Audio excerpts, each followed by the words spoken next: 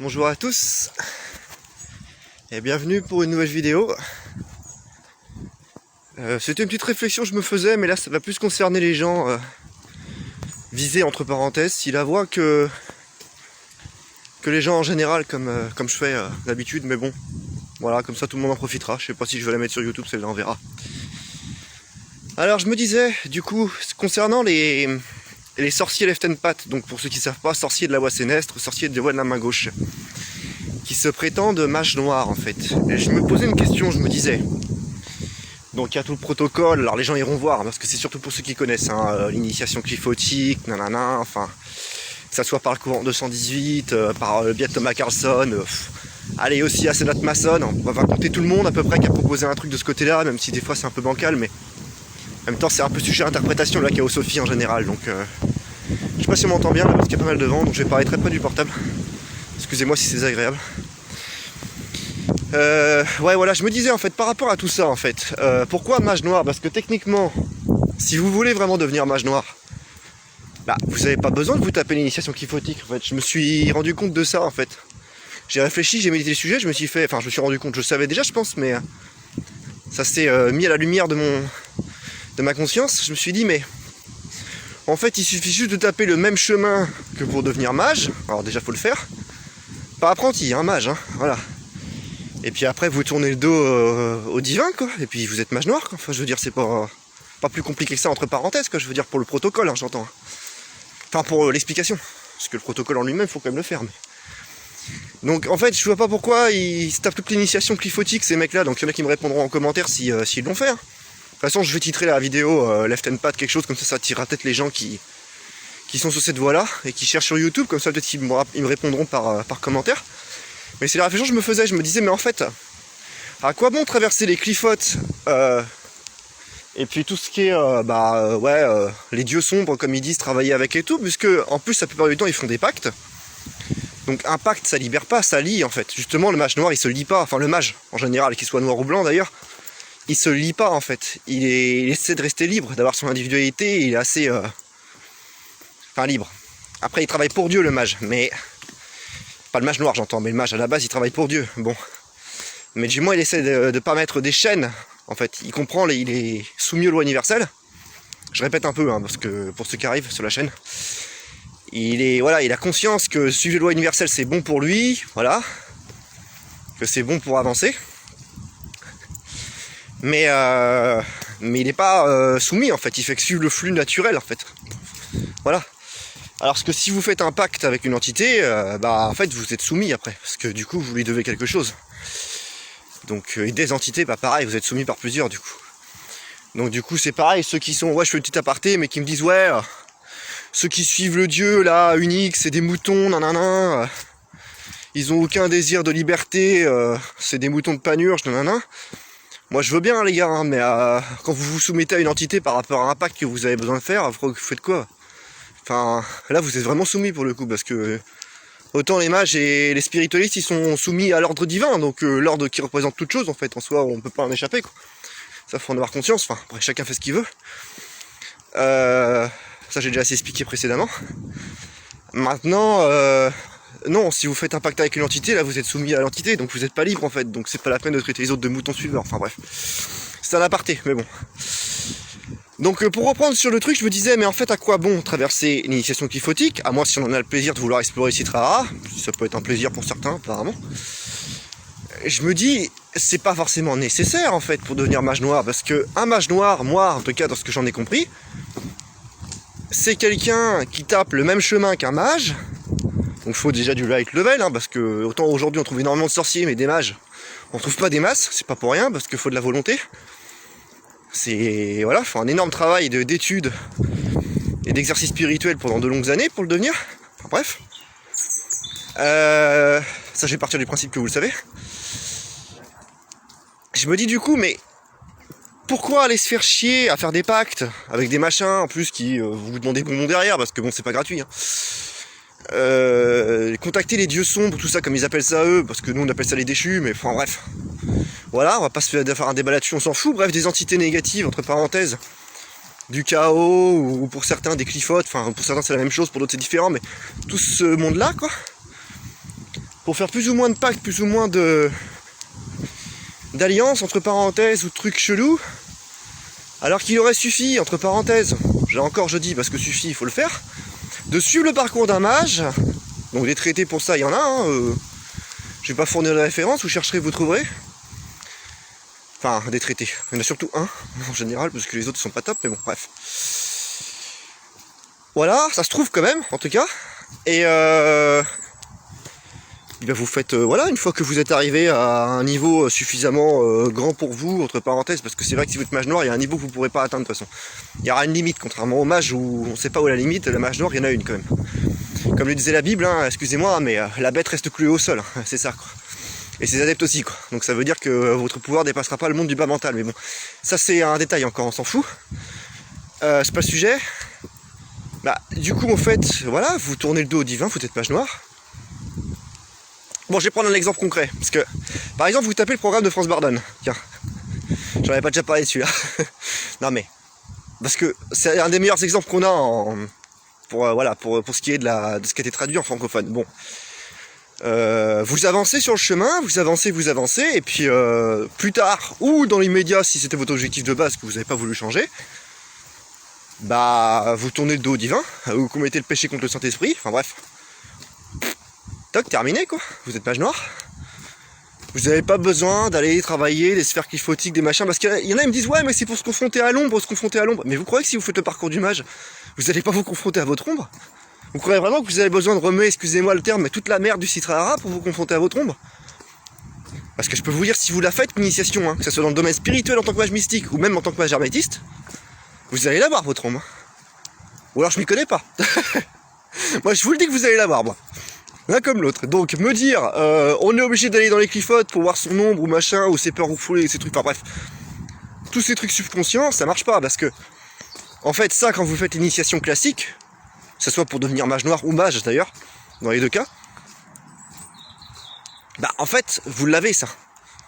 Dès que vous essayez d'avancer, il y a des trucs qui vont vous, voilà, qui vont mettre la pression, et les entités négatives vont se présenter, alors pas toujours, mais souvent d'elles-mêmes, ou du moins dans l'ombre. Elles vont pas se présenter, mais elles vont être là, essayer de vous mettre des bâtons dans les roues.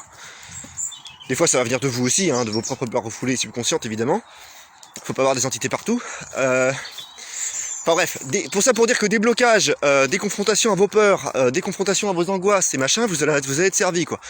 Donc me dire qu'il faut se taper toute l'initiation cliphotique pour ça. Alors il y en a qui me dire ouais ça les déclenche plus vite. À la rigueur, c'est vrai que sur le chemin du mage c'est plus... Bon, on avance petit à petit quoi, on ne va pas comme des bourrins. Après ça dépend, hein, vous pouvez accélérer là encore, donc en fait c'est pareil. Si vous voulez accélérer le mouvement et gratter, en fait, vous n'avez pas besoin d'aller dans les clifotes, en fait. Là encore, vous dites bon bah moi c'est bon, j'ai pas envie de suivre les procédures, il y en a plein qui l'ont fait déjà, hein, ça c'est clair, ils n'ont pas attendu. J'ai pas envie de suivre les procédures dans l'ordre, allez hop, je trace quoi. Et là vous allez en avoir pour votre argent, parce que j'ai l'impression que les gens cherchent du sensationnalisme. Bon, donc tant qu'à faire dans le sensationnalisme, bah écoutez, grattez les étapes, écoutez pas les conseils de l'auteur qui a écrit le livre, et puis voilà. Enfin bref. Donc au final, pour devenir mage noir, surtout que ça reste un mage, hein, c'est pas un sorcier, je précise encore la différence. Parce que pour moi, un mage c'est quelqu'un qui a une maîtrise en fait, si vous voulez quelque chose. Alors c'est pas que les sorciers maîtrisent rien, c'est pas ce que je suis en train de vous dire. Mais c'est pas pareil, en fait, si vous voulez. Pour moi, c'est pas pareil du tout. Un sorcier, c'est quelqu'un qui ignore les lois universelles, ou s'en fout d'ailleurs, parce qu'il y a tellement de types de sorciers que je peux pas non plus définir sorcier hein, en une seule définition, mais en gros c'est ça quoi. Qui bosse pour son ego et qui travaille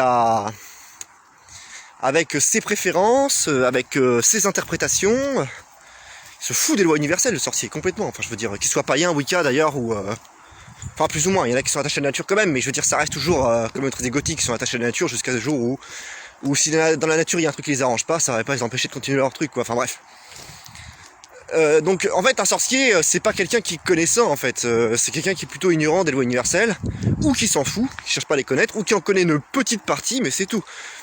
Du moment qu'il arrive à faire sa tambouille et à avoir ses petits projets égotiques, il est content le sorcier en fait. Voilà, donc pour moi d'ailleurs les mages noirs, en gros par exemple du MLO ou maintenant qui se rebattait le courant de 118, c'est plus des sorciers d'ailleurs, même si c'est des sorciers effectivement du satanisme anticosmique assez badass, dirons-nous, ça reste pour moi des sorciers, parce que en général, c'est même si, bon, sont particuliers, hein, toutes les sorcelleries sont différentes, mais bon. Mais alors que le mage, c'est quelqu'un de maîtrisé en fait, si vous voulez. Même un mage noir, on appelait dans l'ancien temps, on appelait ça des fois des saints de Satan. Les saints de Satan, c'est pas pour rien, c'est parce que c'est des mecs, ils ont beau être du côté involutif, ils ont quand même une assise, il y a quelque chose, il y a un travail, il y a une compréhension des lois universelles. C'est même d'ailleurs plus grave en fait de violer les lois universelles en les comprenant, parce que finalement, bon, même si après on n'est pas là pour faire une vidéo de jugement, on s'en fout. Et d'un autre côté, je dirais, je ferais quand même une parenthèse là-dessus. Est-ce qu'un mage noir en même temps ne fait pas le sacrifice de prendre sur lui quelque chose, on va dire, en mode bon, bah moi je prends cette place là parce qu'il faut de l'involution dans l'univers, mais je comprends les lois universelles comment elles marchent, donc c'est pareil. Peut-on vraiment juger un mage noir? Bon bref, quand on en sait pas assez pour le faire. Là toute la question, c'est pas le but de la vidéo, donc passons. Mais en tout cas, ce que je voulais dire, c'est que bon, le truc qu'il faut retenir dans tout ça, c'est que si vous voulez du sensationnel dans l'initiation, vous en avez déjà de base. Vous n'avez pas besoin d'aller du côté des cliffotes. Si vous voulez vous confronter à votre ombre, pareil. Et surtout, si vous voulez devenir mage noir, bah, je pense que en fait, les cliffotes sont pas adaptés. Et ouais, ça va peut-être en faire pas dire plus d'un, mais parce qu'on nous a présenté ça comme un truc, l'arbre opposé au séphirotes et tout, nanana. Déjà, il y en a, ils trouvent à redire là-dessus, mais bon, bref, pourquoi pas.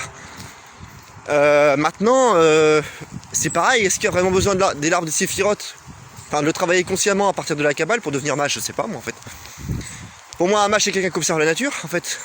Les lois universelles, tout ça. Après, c'est vrai que le plan des séphirotes, enfin je veux dire la carte de l'arbre kabbalistique est très pratique parce que c'est de là que vient une grande partie de l'ésotérisme occidental, quoi.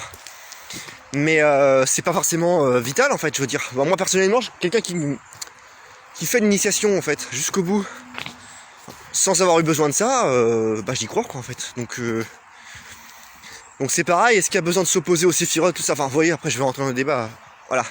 Mais ce que je veux dire par là, c'est que vous compliquez pas la vie en fait. Si vos objectifs, et si vous avez les couilles en fait vraiment, d'être mage noir, si vraiment c'est ça le titre que vous voulez avoir là absolument, parce que ça fait clinquant et que c'est très beau, plus joli que sorcier apparemment, vu qu'on entend certains dire à 16 ans qu'ils sont mages noirs, ça a pissé de rire, mais bon bref, passons l'ironie.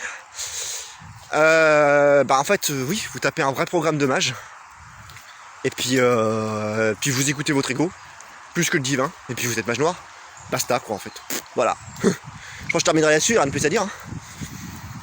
Seulement c'est sûr que là ça va vous demander une méditation, mais plus que méditation, des exercices vraiment très disciplinés quoi. Parce que je le répète, j'insiste, un mage c'est quelqu'un qui connaît les lois universelles. Qui les étudie, qui les comprend et qui vient les maîtriser. Et après pour faire en gros, alors j'allais dire bien et le mal, je crois pas au bien et le mal, mais faire l'involution ou l'évolution, alors s'il va dans l'évolution ça reste un mage, il continue à évoluer, s'il part dans l'involution ça devient un mage noir, mais c'est ça un mage, c'est quelqu'un qui a une assise, une expérience, une connaissance immense, qu'il soit noir ou pas d'ailleurs, mais c'est quelqu'un qui a une connaissance immense des lois universelles, c'est quelqu'un qui a une maîtrise immense aussi. C'est ça un mage, en fait. Peu importe qu'il soit noir ou pas, en fait. Avant tout. Après, c'est sûr que c'est pas pareil, c'est pas le même parcours les deux, au final. Même si au début, ils commencent pareil. Mais ça finit pas pareil, enfin bref. Ça c'est un détail, c'est pas le sujet de la vidéo. J'en ferai toute une autre là-dessus, mais pour l'instant, c'est pas le moment. Enfin, c'est pas le thème d'aujourd'hui, je veux dire. Alors, ce qu'un sorcier, bah, je le répète, oui, c'est quelqu'un qui bidouille, quoi. C'est du bricolage, la sorcellerie, hein. Bon, c'est un gars qui est là, qui essaie de... Voilà, on dit le diable singe Dieu, mais c'est ça quoi en fait. Enfin, il bidouille, il fait son truc, du moment que ça marche, quoi. Il cherche pas à comprendre en fait. Du moment qu'il obtient ce qu'il veut, le sorcier il est content quoi en fait. Que ce soit par impact, que ce soit par... je sais pas moi, un arrangement avec une entité, que ce soit par son propre pouvoir énergétique, un égrégore ou une technique qu'on lui a filée, qui sait même pas d'où ça vient, il s'en fout le sorcier en fait, du moment qu'il obtient ce qu'il veut. C'est ça l'important pour lui.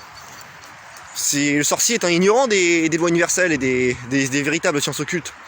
En fait, il en fait un détournement pour son profit personnel, mais c'est tout quoi. Alors des fois c'est plus ou moins profond, ça dépend de la sorcellerie, mais au final, bon, c'est ça quoi en fait. Donc voilà, bah c'est tout, on va s'arrêter là parce que ça commence à faire long pour une petite question finalement. Petite question de 15 minutes. Donc voilà, s'il y en a qui passent par là et puis qui peuvent me répondre en commentaire ou me donner des suggestions par rapport à ça, bah écoutez, je suis totalement ouvert à la discussion. Moi je discute avec tous les partis, il n'y a pas de problème, du moment que c'est dans le respect. Donc voilà quoi. Allez, ciao, à une prochaine peut-être pour une autre vidéo.